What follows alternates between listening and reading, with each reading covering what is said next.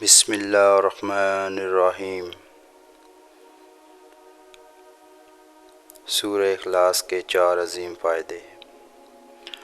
حضرت محمد صلی اللہ علیہ وآلہ وسلم نے فرمایا، جو شخص سورہ اخلاص کی پہلی آیت پڑھے اللہ اس پر ہزار رحمت کی نظر ڈالتا ہے اور دوسری آیت کے اجر میں اس کی ہزار دعاؤں کو قبول کرتا ہے اور تیسری آیت کے بدلہ میں اس کے ہزار سوال پورے کرتا ہے اور چوتھی آیت کے بدلہ میں اس کی ہزار ایسی حاجتیں بھر لاتا ہے جو بہتر ہوں دنیا و آخرت میں۔ اللہ ہم سب کو عمل کرنے کی توفیق عطا فرمائے، آمین۔